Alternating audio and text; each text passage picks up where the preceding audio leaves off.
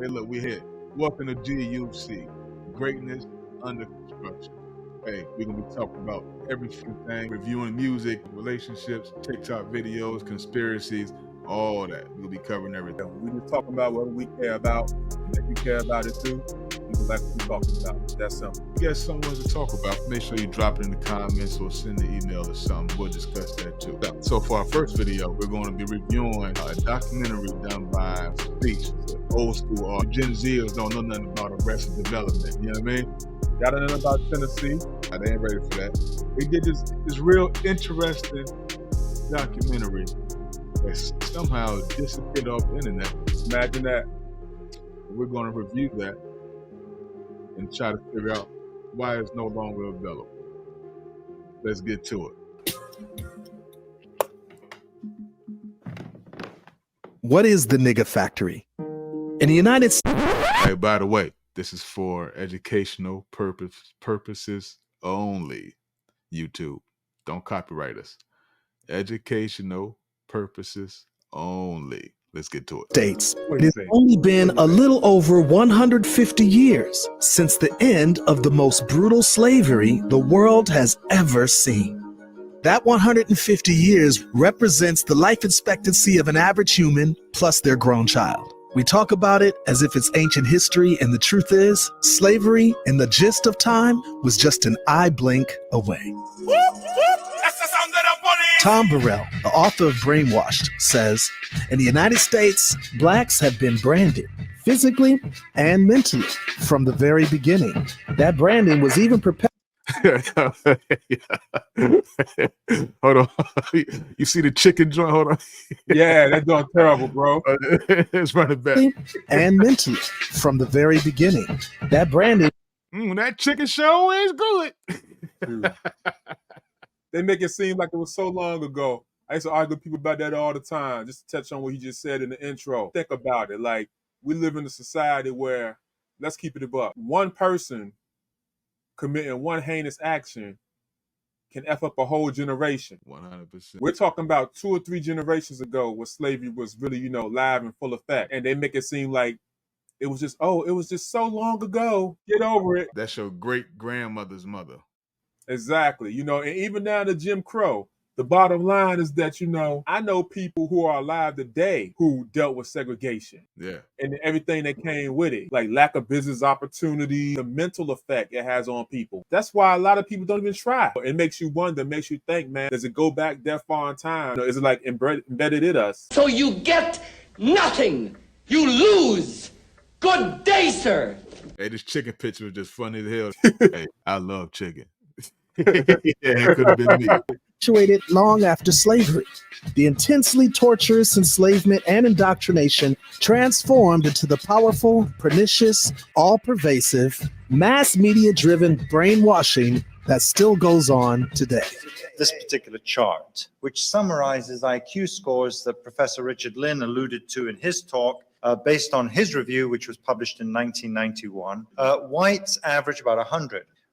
Black Americans average about 85. Pseudoscientific facts, taught now and in the past. Thomas Jefferson's words from the Declaration of Independence. All men are created equal. Jefferson didn't mean any of this. What did Jefferson really mean? He thought slavery was an evil thing, but he also thought that free blacks in a white society was even worse. So all men are created equal. Unless you black. Yes. Yeah, let's not exclude that part. Blacks aren't people. Duly noted, sir. Duly noted. These views were not only in the United States, but instead as part of a global system of domination and power relations. And to maintain this power, they created the nigga factory. Hey, yo, my life is like Roots, it's a true story. It's too gory for them televised fables on cable. I'm a runaway slave. Hey, that visual right there is deep, bro. You see this dude right here, he slowly transforms until you get to your typical nigga. Typical unemployable. Typical unemployable nigga. Just look fucking retarded. What he's implying with this picture is that the nigga is manufactured. Yeah, facts. Through mediums of media and other forms. But let's get back into it. Watching the North Star, shackles on my forearm, running with a gun. One of the reasons why I stopped doing hip hop up until just recently was because when Get Like Me was the #1 song in America, I got a chance to travel internationally, and I got to see the way that America was depicting black men. And for the most part, it was rap videos. And at that time, that's when reality TV shows had just started. And like, we looked really bad. And I was a real big part of that. And I just couldn't do it no more. Like, no matter how much money people paid me at that time, I just couldn't continue to send black people's images to hell. I gotta say something to the gangster rappers. I know a lot of y'all support me, y'all text me, y'all show me love, but I got to say something to y'all Negroes. And I ain't talking to all of you, but most of you. 12, 15, 16 albums of gangsterism, selling dope, sexually exploiting black women, going to jail, worshiping European materialism, got our kids strung out on cars. You Negroes need to get your act together. Facts. I'm tired of turning on the damn TV and I see Negroes worshiping chains, worshiping cars. Every rap song, the same shit. Money, women, kill somebody, go to jail, smoke some weed, worship materialism. Every album is the same. It might be a different rapper, different clique, different city, different flow, different beat, but the content is the same. 24 hours a day, 7 days a You know week. what, though? Facts. Oh, yeah, and he spoke all facts, but at the same time, though, it's not these rappers' jobs to raise our children. As parents, you got to raise your kids. You can't depend on the media. You can't depend on the government, because at the end of the day, it boils down to you. I feel you. I feel you. A large part of the responsibility lies on the parent, in my opinion. However, there's power in music. It creates a certain vibration within a person. Oh, yeah. It's my favorite song. I could play that on repeat 100 times. And what happens is it gets recorded into my subconscious. And then those thoughts are then being reinforced by the images on the TV. So they all work collaboratively, to sort of brainwash. Yeah, I got you. It's a cumulative effect. I'm with you. You know what I mean? Yeah. But at the end of the day, and we could go on this for hours, but it's like, I think that's the power of a parent's love and attention. If you do it right as a parent, they're going to encounter something. It's going to be a moment in time where, they could be in some stuff that you don't know about. And you're not going to be there to protect them. But hopefully what you've done over the years resonates to them and, they do the right thing. With the advertising and the marketing aimed directly at teenagers and even kids as young as 9 years old. It's like the old English 40 ounce of music aimed directly at black and brown people, teaching behavior and worldview, justifying, promoting, and... Look at this nigga. What is this guy doing? What the fuck is this? Look at this shit. and normalizing criminal behavior, which reaffirms the 400-year marketing campaign waged against black people since the beginning of slavery. And through stereotypes, it continues to separate brown and black people from the world by glorifying behaviors that can lead them to prison or competitively marginalized. This is the Nigga Factory. Public Enemy is one of the most successful hip-hop groups of all time. Chuck is consistently ranked as one of the top MCs and lyricists of all time.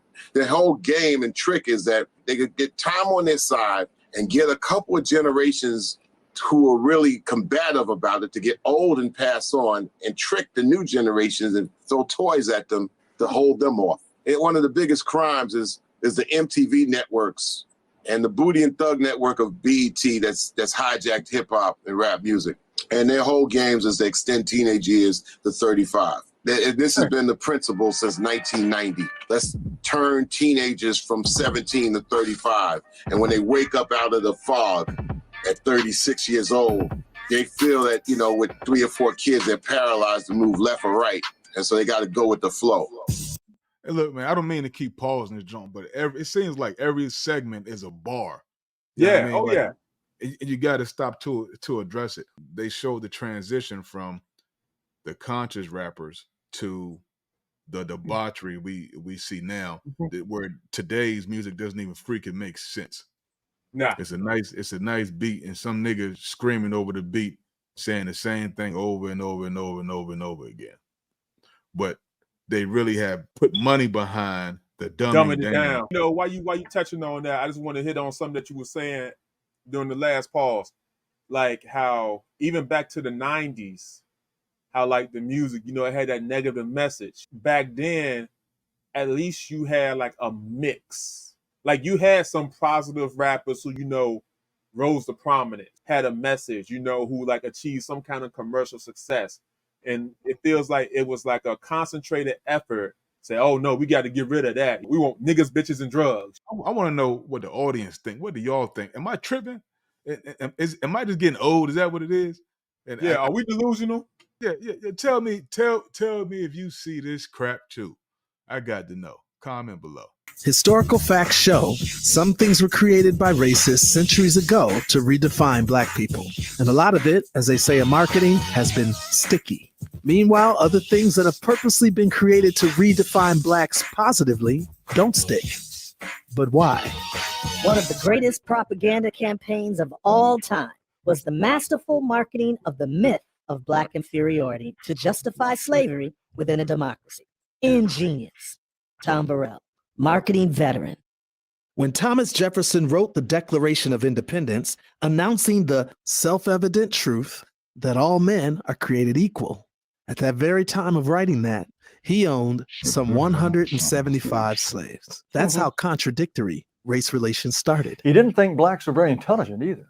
As he put it, quote, their existence appears to participate more of sensation than reflection. This pop culture image of blacks as lower than, beast or brutes, sluts, unable to think in higher vibrations and intelligence, justified the racial inequalities that people saw, not only in white people though, but also in blacks and every other race that were brainwashed by the factory, also from Jefferson. He wanted blacks deported and separated from whites so that they would be, and I quote, beyond the reach of mixture, the American Colonization Society. At the inaugural meeting of the society, Henry Clay explained its purpose, quote, to rid our country of a useless and pernicious, if not dangerous, portion of the population. Some of the most famous early Americans were not just members of the Colonization Society, they were officers. Besides Madison, there were Andrew Jackson, Daniel Webster, Stephen Douglas, William Seward, Francis Scott Key, Winfield Scott, and John Marshall. These names were high-ranking officials in the United States. My brother went to John Marshall High School. There's likely street names with these names on it in your town. From scientists to presidents, to lay people of all races, the true humanity of black people were consistently challenged, subhuman, a fraction of a human being. But Abraham Lincoln, the great emancipator, didn't he believe in racial equality? No. During the Lincoln-Douglas debates, he said this, I am not, nor ever have been in favor of making voters or jurors out of Negroes. There is a physical difference between the white and black races, which I believe will forever forbid the two races living together on terms of social and political equality. This was going on worldwide. Europeans had to deal with it since the first slave in Portugal, and in America, since the first slaves in Jamestown, 1619. How can they justify this huge divide between the freedom-loving rhetoric that they espoused, mixed with this total and thorough addiction to free slave labor, knowing that it would make them the most powerful forces in the world? So the factory began. As said before, scientists, biologists, psychologists, marketing maestros started a brand. They perfected that brand over 400 years to the present day, where it has been generationally normalized to where even most black and brown people would have it no other way. They know no other way. They've become conditioned to accept the image that was started by racists, to where they look at it as our thing, our culture, our niggas. Of course, there's slews of people who are activists, woke, culturally proud, but the factory keeps on producing these same images at such a consistent rate that the woke among us, if they don't have the same consistency nor machinery, they can't make consciousness permanent or stick. The law of Sir Isaac Newton states that for every action, there's an opposite and equal reaction. That would be where we need to be.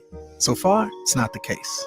All of the countermeasures, noble and admirable, at this point are no match for the 400-year marketing campaign of the nigga. So even occasional afros and progressive breakthroughs on TV, movies, and songs are unfortunately not enough to the constant exposure of twisted images, violent and dehumanizing themes from the factory. So please join me for the next episode as I go a lot deeper and further expose this factory, why I chose to use the word nigga, the deliberate and the indeliberate players in the factory, and just how high up this factory goes. I think it could get heated, and hit dogs may holler. In the meantime, push the subscribe button, share this video with everybody you know, and get ready for the next compelling episode of The Nigga Factory. I'm Speech. I love you. Peace and strength.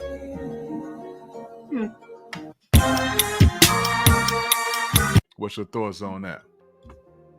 You know, it's like peeling the layers back on the onion. Just in that, 10, 11 minute clip, you know, like there's so many branches that grow from the points he touched. Towards the end, for example, the father of modern propaganda, Edward Bernays, it made me think specifically about him because this has been going on for hundreds and hundreds of years. He was the guy you call when they wanted to overthrow a government from the inside out. He would come up with the plan, create, dissension and things like that. They've had practice at this. They know what they're doing.